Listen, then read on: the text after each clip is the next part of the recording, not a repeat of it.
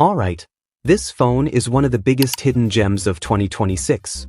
It's honestly unbelievable how a smartphone that launched back in 2022 can still go toe-to-toe with so many newer devices. But here's the real question. Should you actually spend your money on the Pixel 7 Pro today? Or has time finally caught up with it? Stick around, because by the end of this video, you'll know exactly whether this phone is still a game changer, or if you're better off buying something else. And before we dive in, if you enjoy honest tech reviews without the hype, hit that subscribe button and turn on notifications. It really helps support the channel, and you'll never miss future smartphone reviews. So, let's start with the design. Even after all these years, I still think the Pixel 7 Pro looks premium. That signature camera bar across the back makes it instantly recognizable. Personally, I love that Google didn't just copy everyone else.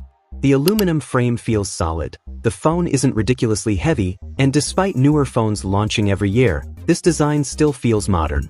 Sure, the glossy finish picks up fingerprints, and the camera bar can get tiny scratches over time, but honestly, that's something you'll probably forget once you throw on a case. Now let's talk about the display. You've got a gorgeous 6.7-inch LTPO OLED panel with a smooth 120Hz refresh rate and a sharp 1440p resolution. One thing I always tell people, make sure you actually enable the full 1440p resolution in the settings because it isn't turned on by default. Watching YouTube, Netflix, or just scrolling through social media still feels fantastic. The brightness holds up well outdoors, colors look vibrant, and honestly, unless you put it side by side with a 2026 flagship, you're probably not going to complain. Performance is where things get interesting. The Tensor G2 isn't the fastest chip anymore. If you're chasing benchmark numbers, newer Snapdragon and Apple chips absolutely destroy it. But here's the thing. When was the last time benchmark scores actually mattered in day-to-day use? Opening apps, multitasking, browsing, taking photos, editing videos for social media? It still feels smooth. The 12 GB of RAM definitely helps keep everything responsive.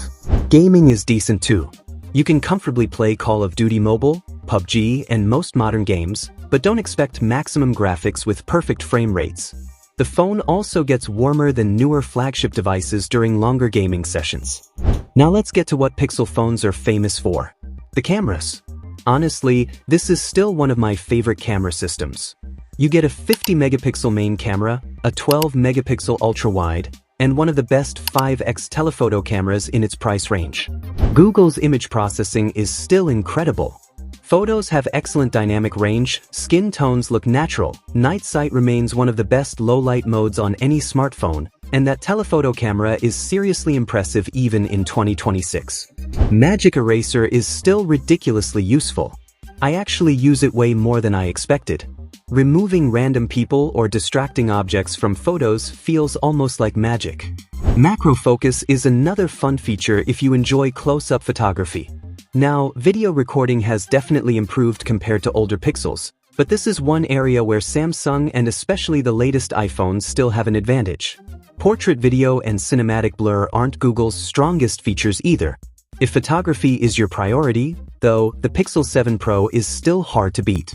One of the biggest reasons the Pixel 7 Pro is still worth considering in 2026 is software support. The phone is currently running Android 17, and Google has extended support until October 2027. That means you still have another year of official updates ahead, with Android 18 expected to be its final major Android upgrade. For a phone you can now buy for a fraction of its original price, that's still excellent long-term value and one of the biggest advantages it has over many used Android competitors. Battery life? Still respectable. The 5000 mAh battery easily gets me through a full day with normal use. Heavy gaming will drain it faster, but that's expected. Charging is probably the weakest part. Maximum wired charging is only around 23 watts, so a full charge takes roughly an hour and a half. Compared to today's fast-charging phones, that's definitely slow. Now here's the biggest question. How much does it cost in 2026? This completely changes the conversation. Brand new Pixel 7 Pro units are becoming rare in the US, but they're still available from some online retailers and remaining offline inventory, usually between $420 and $550, depending on storage and condition. Meanwhile, the used market is where this phone becomes incredibly attractive. Looking at platforms like eBay, Swappa, Facebook Marketplace, and major refurbished sellers, clean used or refurbished Pixel 7 Pro models typically sell for around $180 to $300, while local phone shops often fall into a similar range depending on condition and battery health. And honestly, that's crazy value. For under $300, you're getting a premium 120Hz OLED display, flagship-level cameras, wireless charging, IP68 water resistance, excellent software, and updates until 2027.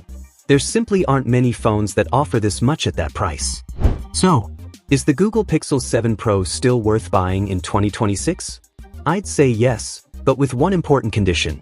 If you can find a good used or refurbished model for around $200 to $300, it's one of the best value flagship phones you can buy. If you're paying over $500 for a brand new unit, I'd probably look at newer options like the Pixel 9a, Pixel 9, or discounted Pixel 10 series instead, since you'll get longer software support and better efficiency. But for budget-conscious buyers who care about cameras, clean Android, and premium hardware, the Pixel 7 Pro is still incredibly easy to recommend. So what do you think? Are you still rocking a Pixel 7 Pro, or are you planning to upgrade soon? Let me know down in the comments. I read every single one. And if this review helped you out, don't forget to like the video, subscribe to the channel, and hit the notification bell. Thanks for watching, and I'll catch you in the next one.